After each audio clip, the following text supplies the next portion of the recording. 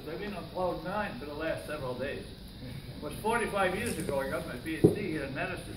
45 years ago I worked in Sturgeon Bay for 4 times. It's exciting to be back. So a little bit about the history of potato breeding. The bad news is, I'm sure you know, that the cultivated potato, Solanum tuberosum, has a narrow genetic base, but that would mean that, you know, there were very few introductions that went into the varieties that were cultivated in Europe. But the good news is that the potato has more wild relatives than any other crop species, and in fact it's almost 3/4 of those wild relatives are diploid. That doesn't mean they're all easily crossable. Some of them have, you know, incompatibilities and so on, but there's a large, the big storehouse of germ plasm for improvement Solanum tuberosum is at the diploid level. I have several milestones on my slide. The first one is the first thing that happened was in the Altiplano, Peru, Bolivia. It was selecting tubers that didn't have a high glycoalkaloids, or, you know, the non-bitter tubers from the wild. So it is generally understood that we have Solanum stenotomum diploid, primitive cultivated species, was the first domesticated species. And then there has been breeding and selection for different niches, you know, at the higher altitudes, maybe adaptation for frost tolerance. Some of the lower valleys, where they would grow more than one crop a year for shorter dormancy.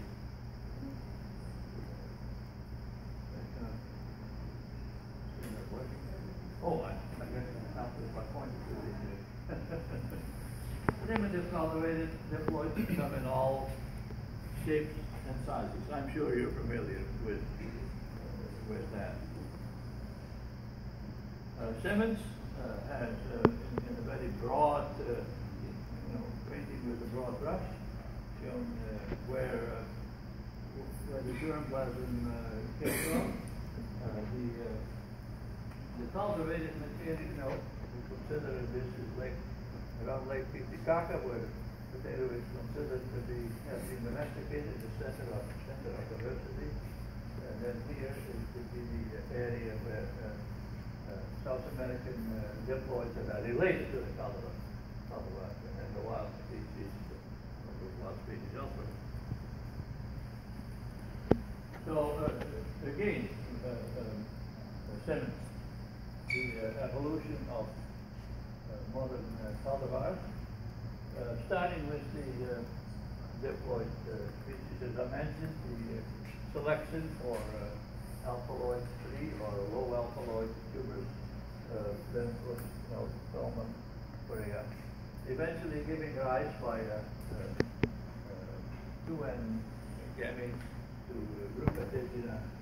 Going to Europe, we have selection for tuberization and the long days. We get this group tuberosum.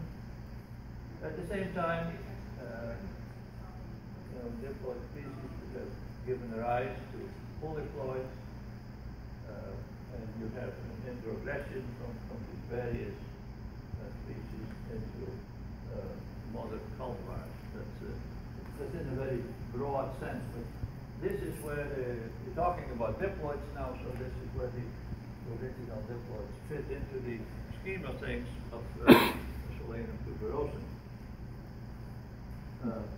Second major milestone is haploids, which already started in the late 50s, right here.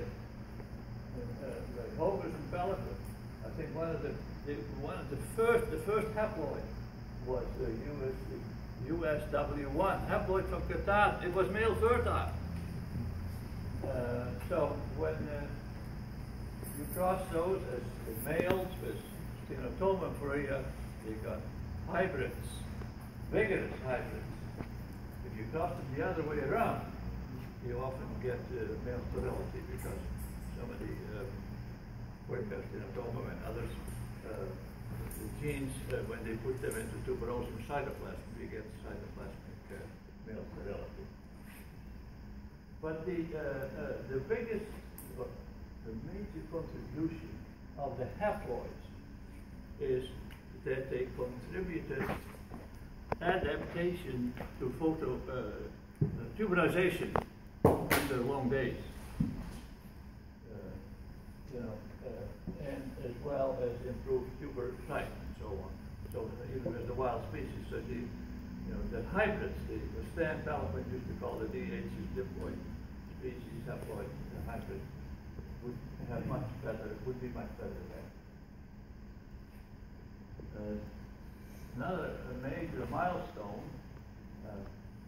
was the self-compatibility. There are several sources of self-compatibility. I listed 4, but there must be more. But the first one was again here in just serendipity, perhaps, in Madison. First source of self-compatibility was the haploid USW4, which had in turn had come from an inbred clone, F.A. Krantz in Minnesota, almost a century ago, was inbreeding tetraploids. And some of these haploids from those were conferring self-compatibility. A decade or so later, the University of Ireland in Madison found self-compatibility in haploids. He had a rather convoluted hypothesis for the inheritance of the self-compatibility.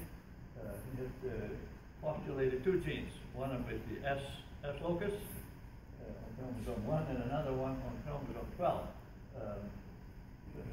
translocation. Solanum varicosum has been tried to, because it's a self-compatible inbreeding species, doesn't have inbreeding defects, been used as a source of self-compatibility.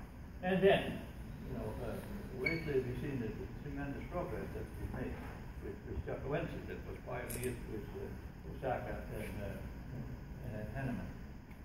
So this has self-compatibility has enabled us to uncover recessive genes and opened up the window for hybridization. But it's interesting that some of these earlier ones, they've been actually sitting on the shelf. We haven't done much with it, including myself. But maybe that'll change in the future. Meiotic mutants, another milestone, again, started in medicine, producing 2N gametes. So we can now cross diploids that have 2N gametes with tetraploid cultivars.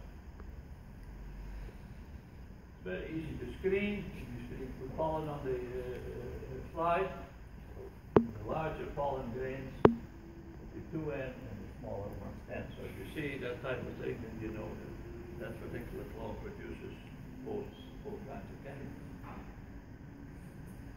So that can lead to just again an oversimplification, but a hybridization scheme for you starting out with a tetraploid cultivar, developing a haploid,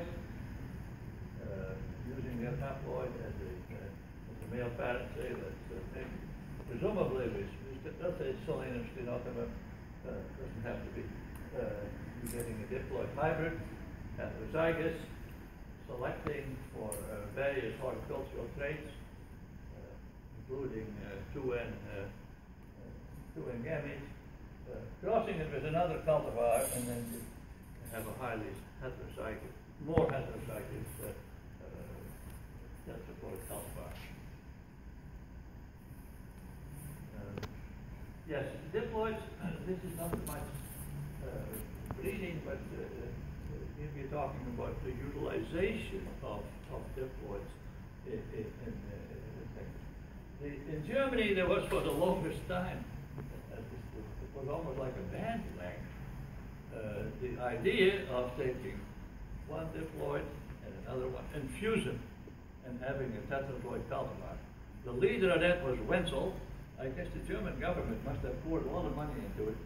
Their neighbors to the west in Holland or to the east didn't want anything to do with it. But the bandwagon kept rolling on.